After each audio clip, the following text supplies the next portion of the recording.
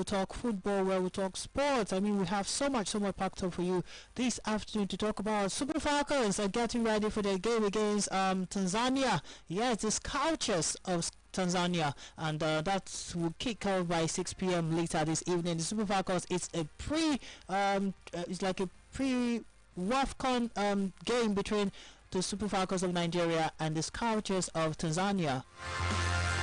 Saturday, the Super Falcons were supposed to have a game against Ghana, but it was cancelled due to unforeseen circumstances, and now they take on Tanzania later this evening in preparation for their WAFCON tournament.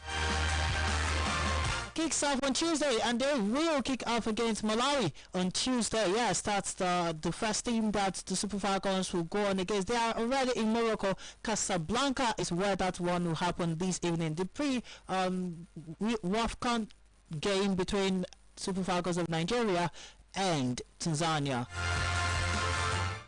But away from that, we have so much packed for you this afternoon. We have so much in the world of sports because Anthony Joshua is in the news, and we begin in boxing this afternoon, where Anthony Joshua says he is not ready for the loss of his two close friends and team members to sink in yet as he prepares for his first fight since their deaths. And Sinagami and Latif Las Ayodele died when the vehicle they were traveling in alongside heavyweight boxer Joshua and another passenger collided with a stationary truck on a major road near Lagos, Nigeria on December 29, 2026. Joshua, who sustained minor injuries, is set to return to the ring and worked with him for more than 10 years. And hours before the crash, Joshua posted a video on Instagram of him playing table tennis with his longtime friend Ayodele, a personal trainer. And Prenga will be Joshua's first competitive fight since his knockout loss to IBF world champion Daniel Dubois at Wembley Stadium in September 2024. The former world champion admitted to feeling a little bit nervous before his return. And of course, ever since that accident in Nigeria, December 29th, 2026, Anthony Joshua has quite not gotten into the ring for a competitive game. The last time he had a competitive game was his defeat against Dubois, yes, Daniel Dubois, and that was in September 2024. That's 2 years ago. And, he won Jake Paul 10 days before that crash. That's on the 19th of December. Yeah, he won Jake Paul, YouTuber turned boxer, in that one, and that was a flawless victory for Anthony Joshua. An easy one for him. But then, ever since then, he hasn't been in the right frame.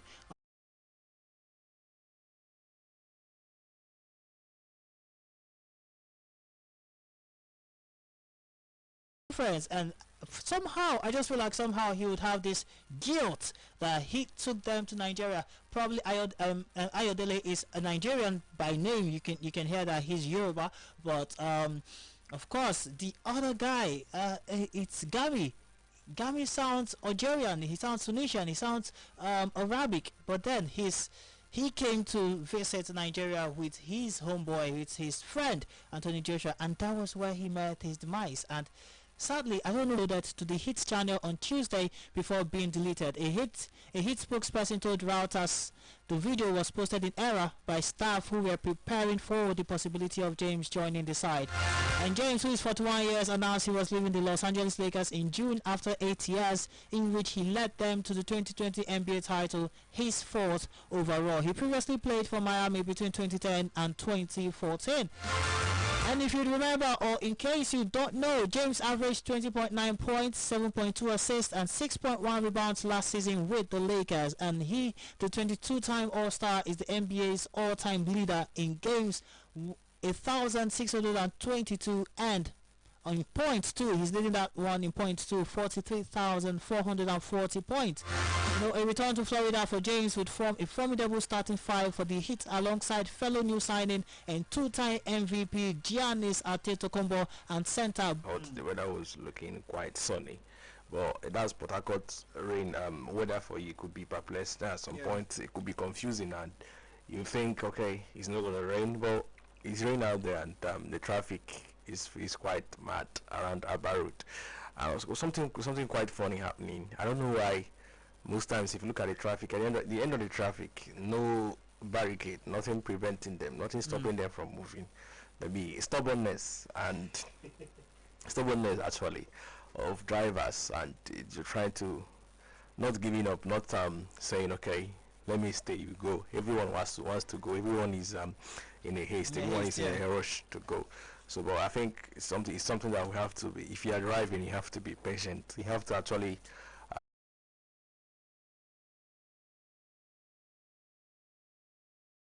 Afternoon. Oh well, the Super Falcons about to take on Tanzania later this evening for their pre-WAFCON tournament kickoff before Tuesday that they will take on Malawi. So what should we expect from the Super Falcons this evening? Yeah, and Malawi is not really a threat to the Super Falcons. You know, if you look at this, scheme of things in African football, in female football, they are not really of a threat to to Super Falcons of Nigeria. But I have issues with players arriving late for the Super Falcons. So yeah, up to now we still don't have the likes of Deborah Abiodun. Jamulusi joined. Female football in Africa, not really much of a threat, but they are an African side. So we're going to play WAFCON. So as we're going to play WAFCON, we need to play African teams, and in preparations, Super Falcons of Nigeria, the defending champions, and Morocco are hosting again. We have the players to win again. We have the players to retain. Looking at the WAFCON already, we're already looking ahead to the WAFCON, and the only those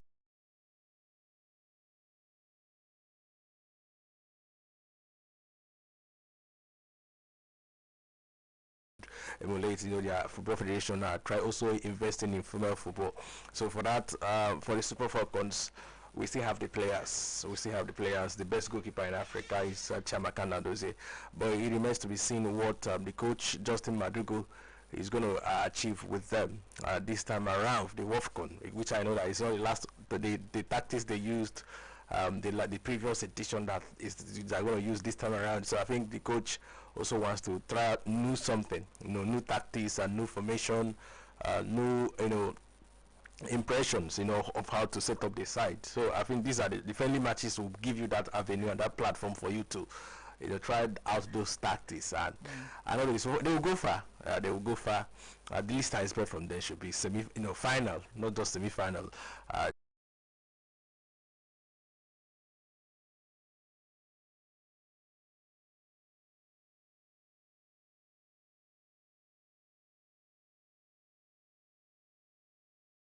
Got knocked out by the Three Lions, Lionesses rather. That game we had chances to win. We beat the likes of Canada and Australia, but we even had a red card on against England. England had a red card. Yeah, it's James' sister. Yeah, Lauren James. Lauren James actually had that stamp on Michelle Alozie. So we had chances to beat England at that FIFA Women's World Cup. We fluffed our chances. It was down to penalty shootouts, which is gamble and lottery. So it's anybody's game. Anybody can miss a penalty. The WAFCON. All right, I'm talking about Nigeria, the Super Falcons of Nigeria. That's the one. The WAFCON kicks off for the Super Falcons on Tuesday against Malawi, and that should be a clean sweep for them. But you can't tell. Football can be a shocker. But still talking about Nigeria. Wolves striker Tolu Arokodare forced the cancellation of a training session after he refused to leave the pitch. A sport outlet has been told the 25-year-old Nigerian international sat down and demanded the club let him move to Fiorentina. Wolves have rejected the bid from the Serie A side, having accepted an offer from Turkish club Trabzonspor. Arokodare's actions led to new boss Cesar Pexoto terminating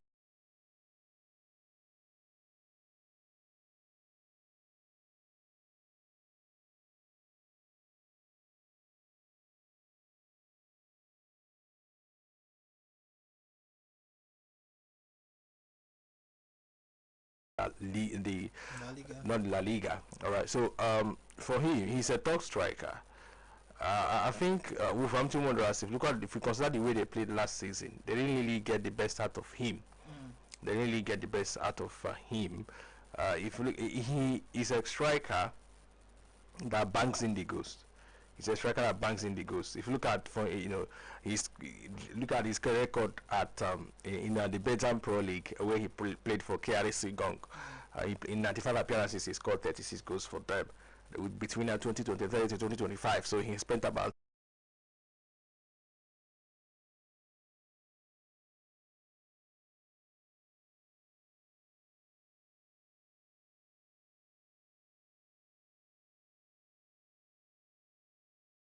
sees, or when he foresee an issue, he goes about, okay, approach some clubs, okay, my client exists. The agent speak to clubs, okay, you can sign him, get him. So look around.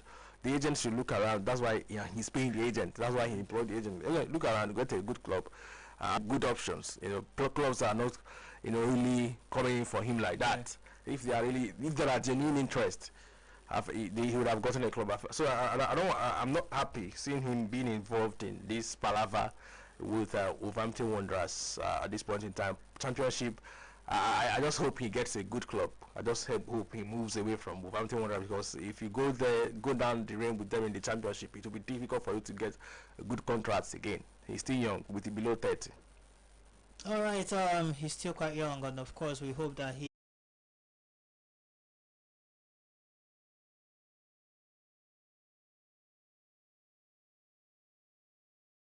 Rosie. But one problem is that he has this Arsenal issue, and he had it with the likes of Erik ten Hag.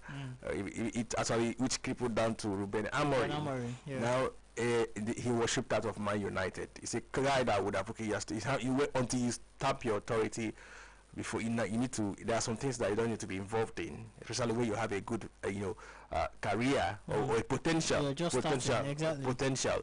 You need to be careful with some of the people you mingle with on and off the pitch, the lifestyle and everything. He already he's a family man already, and I'm not saying that the family is affecting him. It's good that he has a family already. He has a son or a daughter or so. So about 2 or 3 of them. Fifodin has about 3 or 4. So at the age of 25, he has 34. So for Alejandro Garnacho, he hasn't really been the best of career, considering where and the expectations and the potential he has. FM Family Station for the Facebook account, and then for the Facebook page is Family Love 97.7 FM. Family Love 97.7, and on YouTube you can of course subscribe on Family Love FM. We're live on social media: Facebook Love FM Family Station, and our Facebook page Family Love 97.7, and on YouTube we're Family Love FM. Hello, good afternoon. What's your name? Hello, what's your name? Good afternoon. Yeah, I'm not Lucky. Okay, Lucky. Yeah, go on. This is about government. I'm not in fresh. Most of us who are hard for I'm not happy at all. Sorry, this is not a political show. It's a sports show. You can call back by 4. You can call back by 4 p.m. We're talking sports right here. We're not talking politics. He's selling the vision to some of the players, and that's why Morgan Rogers would ditch the Premier League champions Arsenal to join Chelsea, who are not even playing in the Premier League, who are not playing in the Champions League next season, or who are not going to play in Europe. They are just there, just play the Premier League Monday night football, or 1 week, once in a week football, and the rest. It means there is something that Xabi Alonso is telling all these players that is making them to turn their mind, to turn their head, to want to join Chelsea, to want to join the project, to want to key into that vision that he has for Chelsea. So I think for Chelsea fans, they can finally, to an extent, go to bed and sleep with their 2 eyes closed, knowing that something is coming, knowing that next season could be better than the previous seasons they've had. Yes, they won the Club World Cup, but Chelsea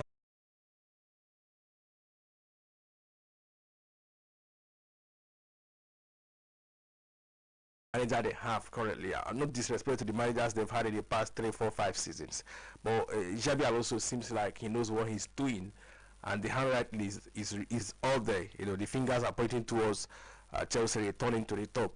I wouldn't be surprised if Chelsea next season competes for the Premier League title, because they have the advantage physically. They have the advantage because other teams are going to be involved in the Champions League, Europa League, Conference League. Chelsea have that luxury of playing once in a week, unless we have the FA Cup here. So the United took advantage. It helped them. Yeah, it did. It actually did. It helped them to an extent, though. Towards the latter stage of the season, they achieved their targets and they relaxed. Complacency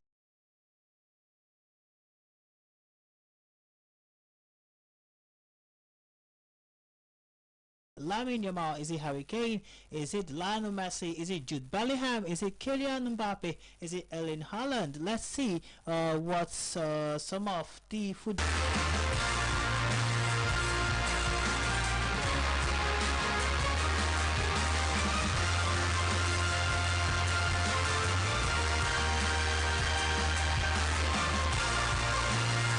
And yeah, if you're just tuning in, it is Family Love, it's Sports Central, Family Love 97.7 FM, and it's Valentine Amadi, your anchor for today's edition, with Orwell at the other end of the divide. And we're looking at the top 10 power ranking for the Ballon d'Or. The top 10 right now as things stands.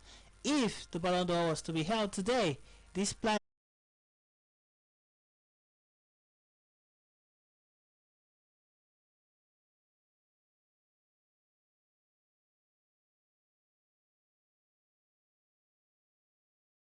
the number 8 position is that man, Erling Braut Haaland. Yeah, 58 goals scored, 11 assists, won the FA Cup and the Carabao Cup, and of course he was amazing in the World Cup, his debut World Cup tournament, and he went on to score 6 goals. He was instrumental for Norway in their run, their run as dark horses. Everybody's dark horses in this tournament. They were amazing. Of course, in number 7 is Ousmane Dembele. 25 goals, 14 assists, won the Champions League, the Ligue 1 trophy, those champions, UEFA Super Cup, and FIFA Intercontinental Cup, and he was instrumental too. At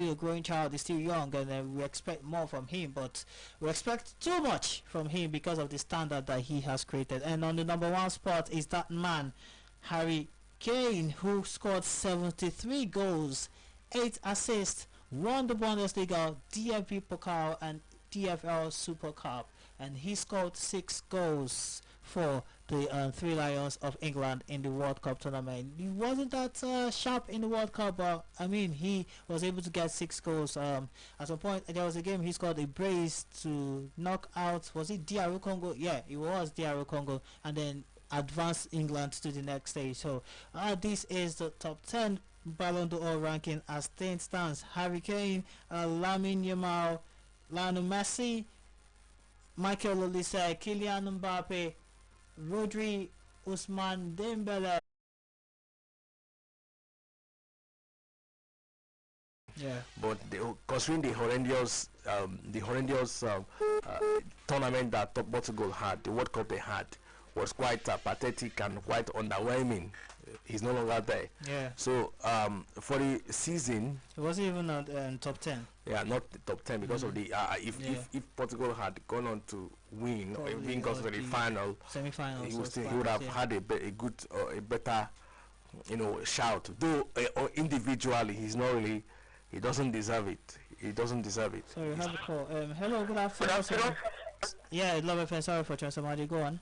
Okay, just tell you that Nigeria is no longer the giant of Africa in terms of football because they've caught up with us. All the tricks we have been doing, they've caught up with us. In the under 17, we are using 8 chicks. Stanley Oko responded. Okay. You're talking about the Super Soccer. Yeah, we're talking about the Super Soccer. I think that's yeah. Yeah, the system that have been coming with the brain. It's not for you to be a 10 African Championship titles. It's good. But let them have a sound coach, a very good coach. I remember they brought this man from Rivers. Edwin Okon. Okay, Edwin. He was a real star. I was so impressed. So get a sound coach. Let it not be a just coach. I don't want a just coach for the long purpose. Let it be a foreigner. Because Edwin was doing, looking at what match was going on, Toronto is a good one. So I expect the Super Falcons to go to the semi-finals. That's my take in their fans.